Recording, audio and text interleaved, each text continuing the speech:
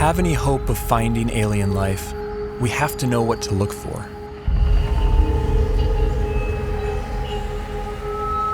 But where do we begin?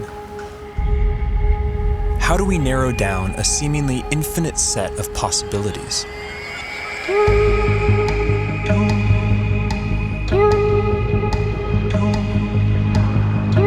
There's one thing we know for sure. Nature will have to play by her own rules.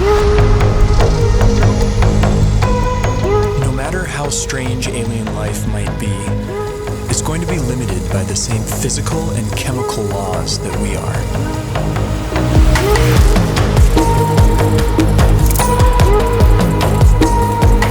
On top of this, each alien environment will further limit what kinds of life forms can evolve there.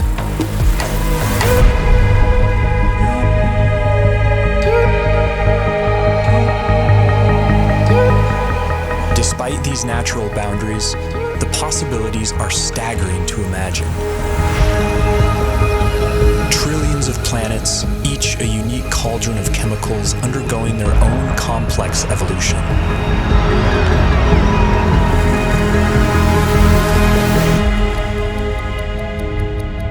To guide our thinking, this museum of alien life will be divided into two exhibits. Life as we know it, home to beings with biochemistries like ours, and life as we don't know it, home to beings that challenge our concept of life itself.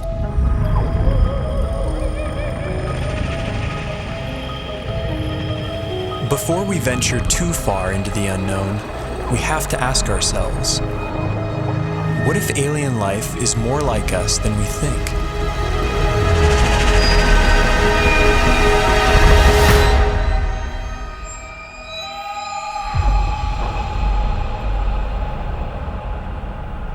If there's one feature that unites us with the other specimens in this museum, it's carbon. Carbon is ubiquitous. It's one of the most common elements in the universe, and it's very good at forming large, stable molecules. Carbon has the rare ability to form four-way bonds with other elements and to bind to itself in long, stable chains, enabling the formation of huge, complex molecules.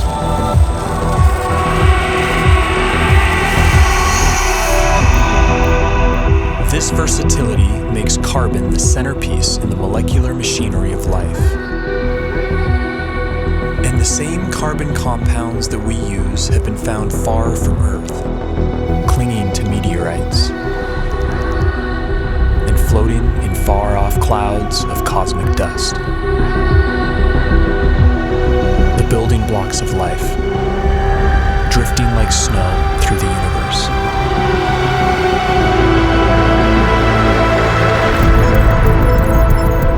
And if alien life has selected other carbon compounds for their biochemistry, they will have plenty to choose from. Scientists recently identified over 1 million possible alternatives to DNA, all carbon-based.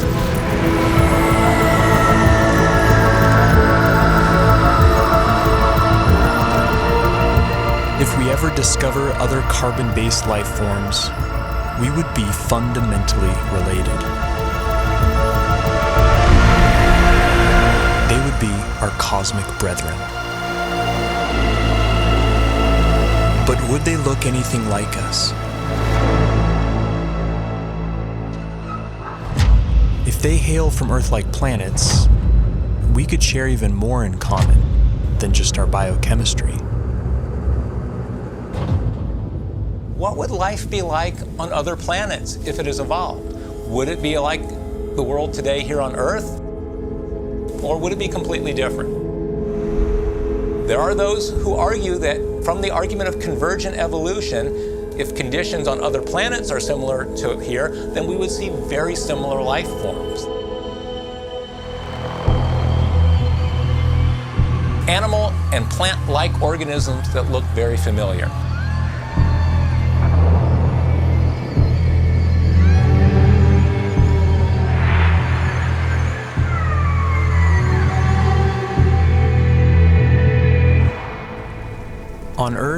certain features like eyesight, echolocation, and flight have evolved multiple times independently in different species.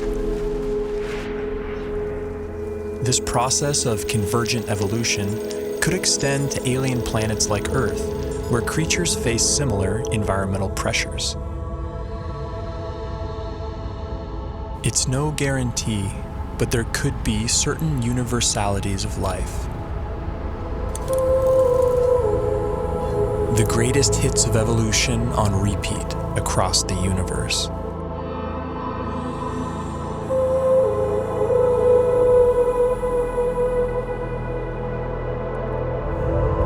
Each feature would be attuned to its local environment. Dimly lit planets would produce huge eyes to suck in extra light, like nocturnal mammals.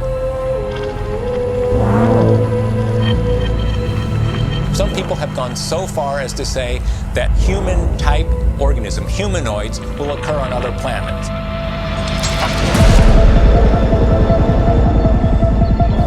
The existence of other human-like organisms seems unlikely, given the long, convoluted chain of events that produced us. But we can't rule it out. If just one in every 100 trillion Earth-like planets produced a human-like form, there could still be thousands of creatures like us out there.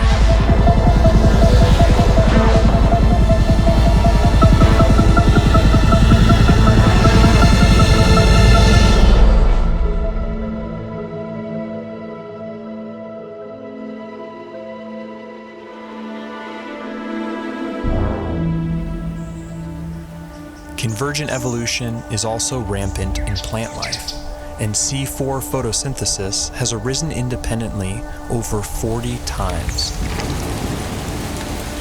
Would alien plants look like ours or something else entirely?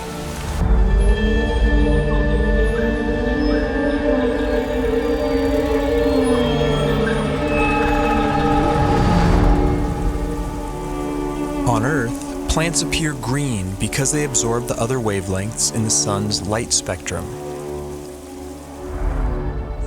But stars come in many colors.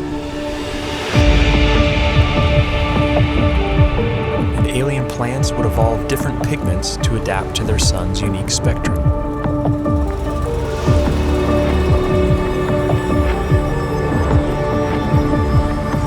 Plants feeding off hotter stars could appear redder by absorbing their energy-rich bluer light.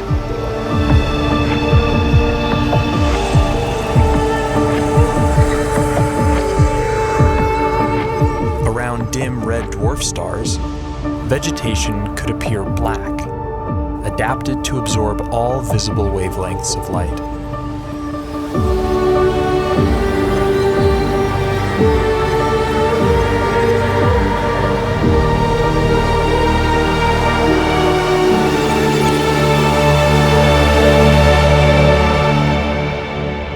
Earth itself may have once appeared purple due to a pigment called retinol that was an early precursor to chlorophyll. Some think that retinol's molecular simplicity could make it a more universal pigment. If so, we may find that purple is life's favorite color.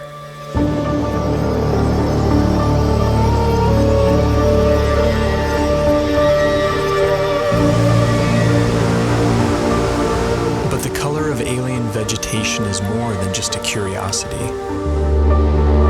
It's chemical information that could be seen from light years away.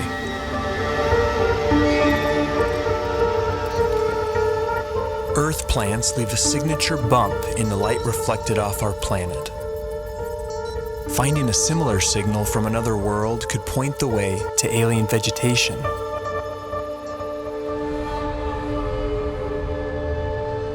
Perhaps this will be our first glimpse at alien life, a vibrant hue cast by a distant world.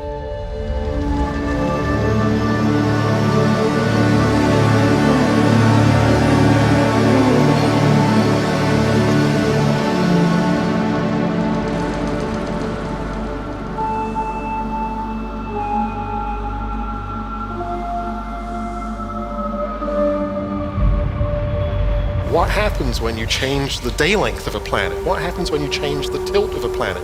What happens when you change the shape of the orbit? What happens when you change the gravity of a planet? Planets with long elliptical orbits would see drastic seasons. There could be worlds that appear dead for thousands of years, then suddenly spring to life.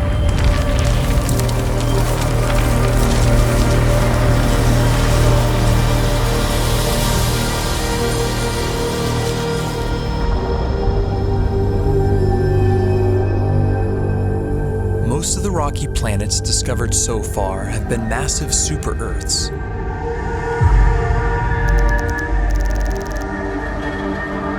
How would life evolve on these worlds? In the seas, gravity may not matter much at all.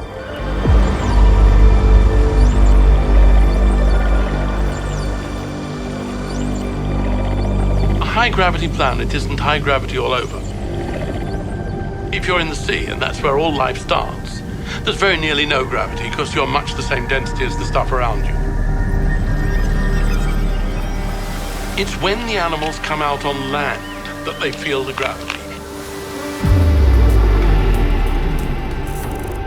High G-forces would necessitate large bones and muscle mass in complex life on land.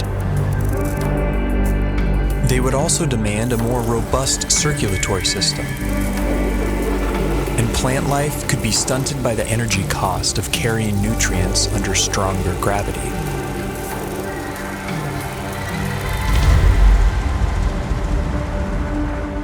Low-gravity planets would more easily lose their atmospheres to space and lack a magnetic field to protect from cosmic rays.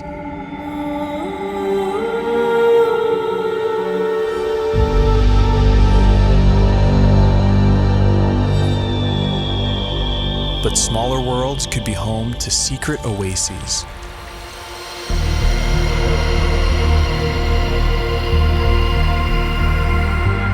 Huge cave systems that provide hideouts for life.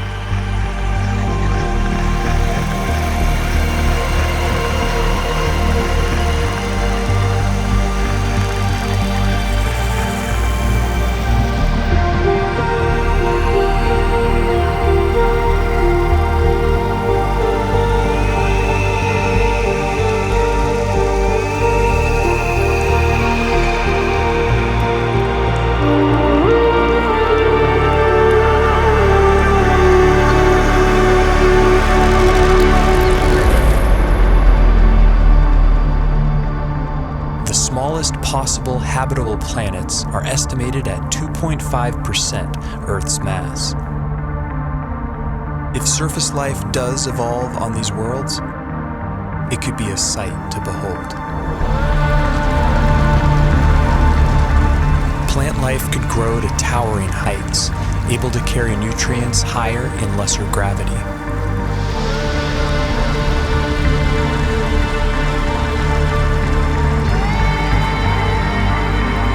Without the need for bulky skeletons and muscle mass, animals could have body types that boggle the mind.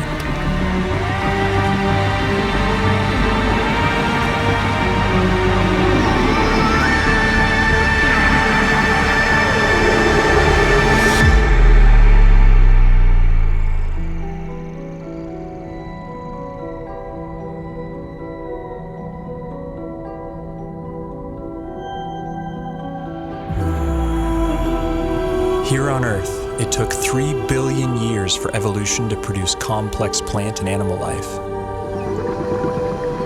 Simpler organisms are hardier, more adaptable, and more widespread. The largest collection in the Museum of Alien Life would likely be the Hall of Microbes.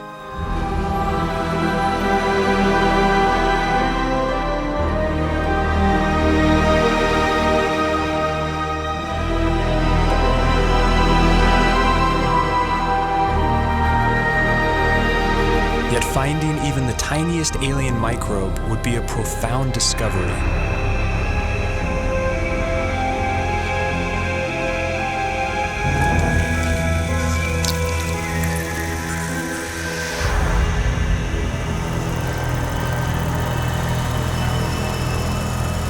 bite-sized life could leave a big footprint.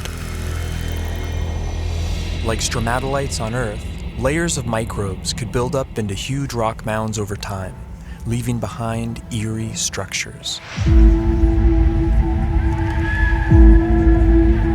And in big enough numbers, some alien bacteria could leave a distinct biosignature by exhaling gases that wouldn't coexist naturally, like oxygen and methane.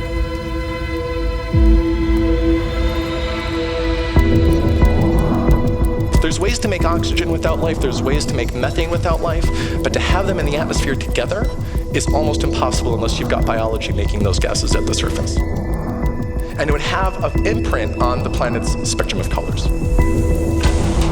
Next-generation space telescopes could find a signal like this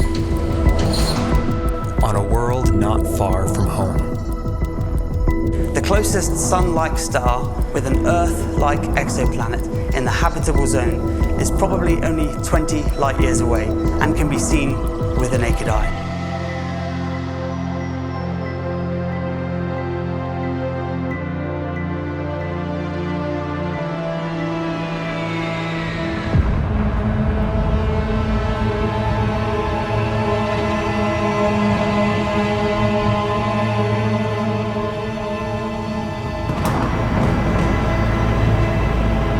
Most brown dwarfs are too hot to support life as we know it, but some are just cold enough.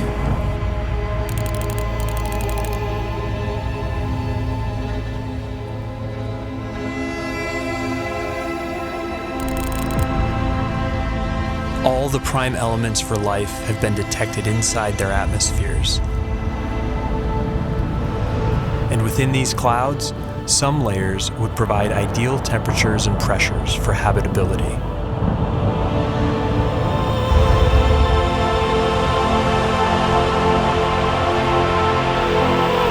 There could be photosynthetic plankton in these skies, kept aloft by churning upwinds.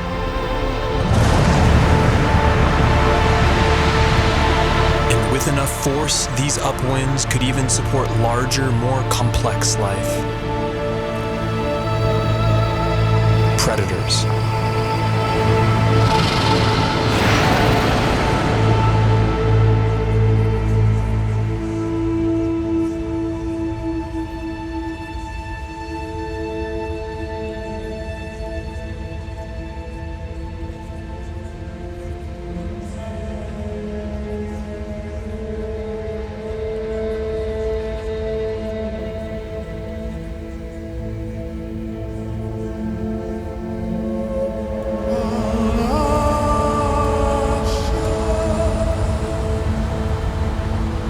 This raises a crucial question. What if we've been looking in all the wrong places? What if nature has other ideas?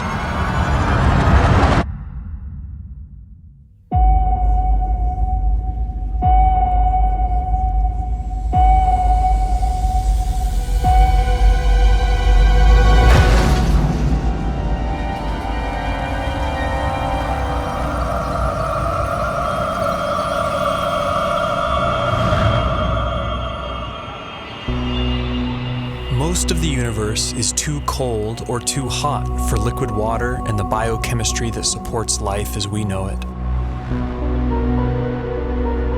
But in case our biases are misleading, we have to cast a wide net to search for life outside the habitable zone, in places that seem wildly hostile to us. Exotic environments will demand exotic biochemistries, and while no element can match carbon's versatility, one contender is a frontrunner.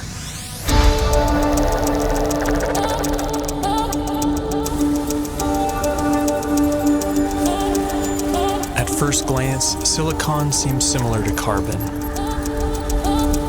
It forms the same four-way bonds and is also abundant in the universe. But a closer look reveals that these two elements are false twins.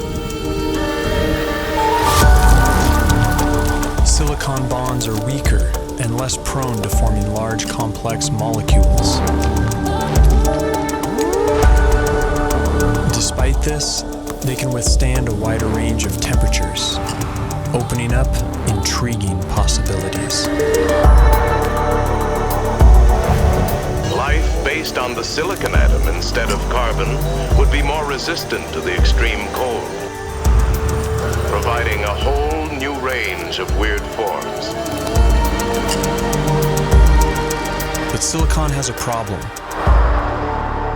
In the presence of oxygen, it binds into solid rock. To avoid turning to stone, silicon beings might be confined to oxygen-free environments, like Saturn's frigid moon, Titan. Its vast lakes of liquid methane and ethane could be an ideal medium for silicon-based life or other radical biochemistries.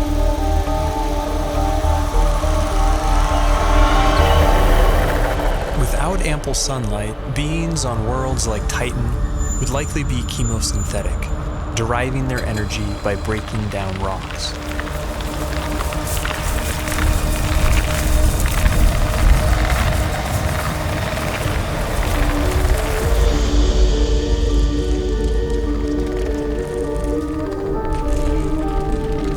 Such life forms could have ultra-slow metabolisms and life cycles measured in millions of years.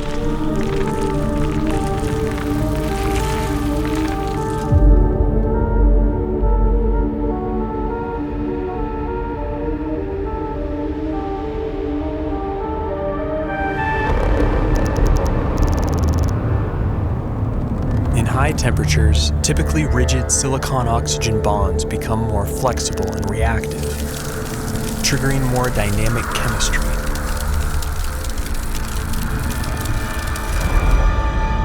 This has led to a truly bizarre proposal: silicon-based life forms that live inside molten silicate rock.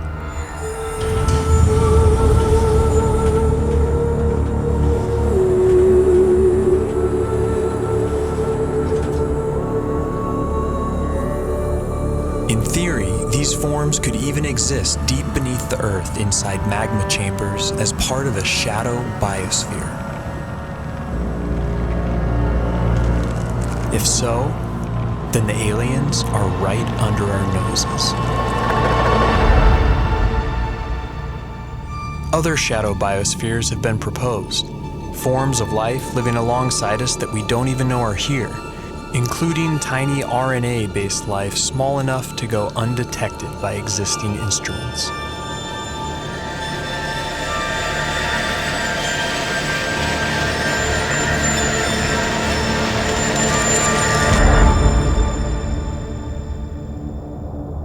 Clouds of dust in empty space might seem like the last place you'd expect to find anything living. But when cosmic dust makes contact with plasma, a type of ionized gas, something strange happens. In simulated conditions, dust particles have been seen spontaneously self-organizing into helical structures that resemble DNA.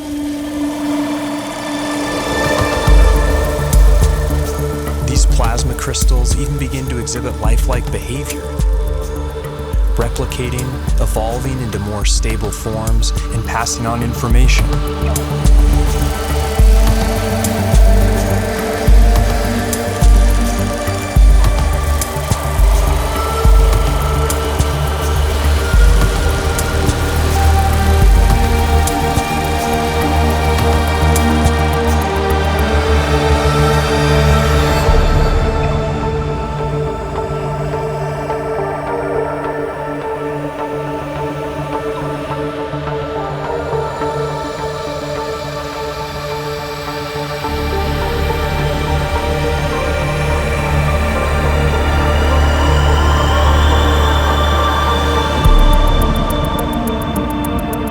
Plasma is the most common state of matter in the universe. If complex evolving plasma crystals really exist, and if they can be considered life, they could be its most common form.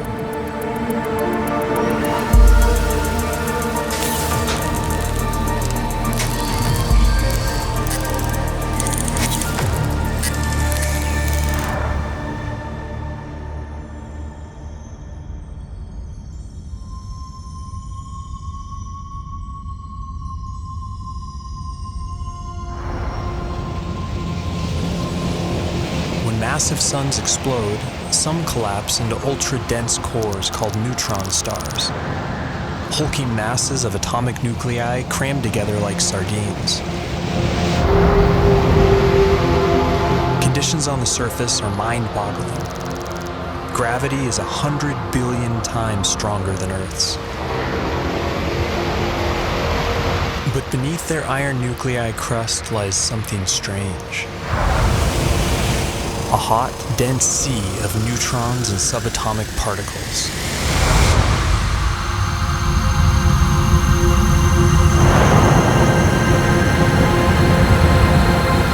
Stripped of their electron shells, these nuclei would obey entirely different laws of chemistry, based not on the electromagnetic force, but the strong nuclear force which binds nuclei together. In theory, these particles could link up to form larger macronuclei, which could then combine into even bigger supernuclei.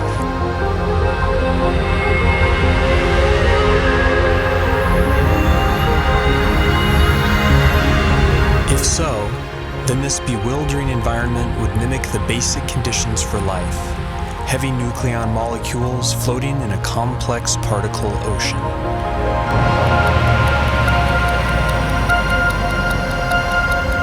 Some scientists have proposed the unimaginable: exotic life forms drifting through this strange particle sea, living, evolving, and dying on incomprehensibly fast timescales.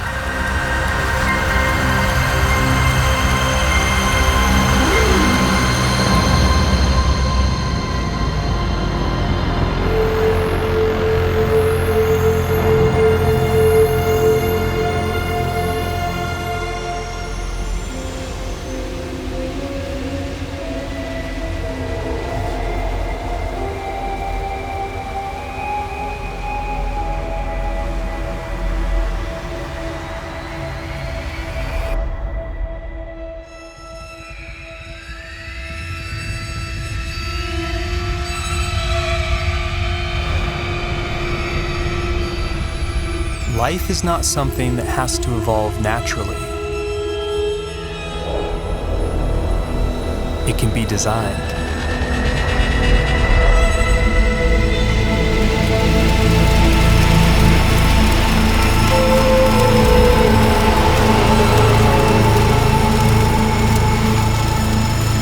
And once intelligence is introduced into the evolutionary process, a Pandora's box is opened.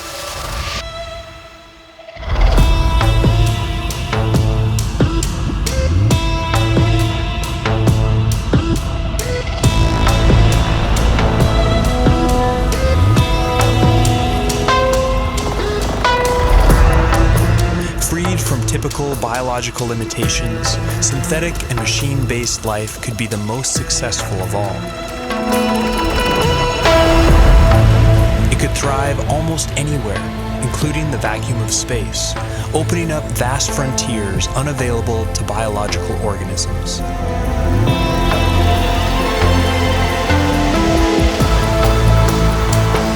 And compared to the glacial pace of natural selection, technological evolution allows exponentially faster growth, adaptability, and resilience.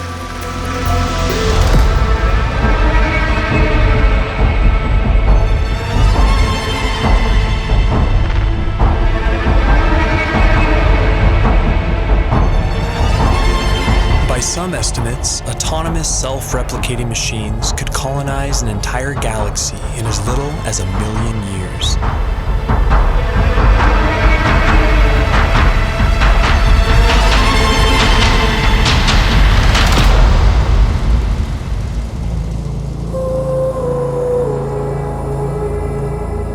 Can't predict how hyper-intelligent life would organize itself. But in theory, there could be convergent evolution at play. The electrical properties of silicon might make it a universal basis for machine intelligence, a redemption for its biological shortcomings.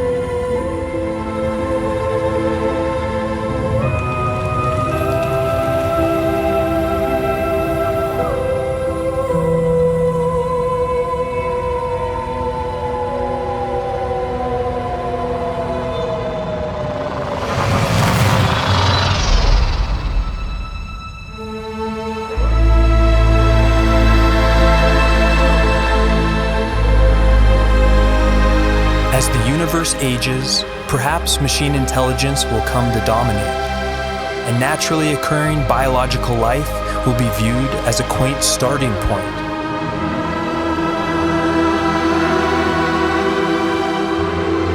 Perhaps we ourselves will lead this transition, and the great human experiment will be merely a first link in a sprawling intergalactic chain of life.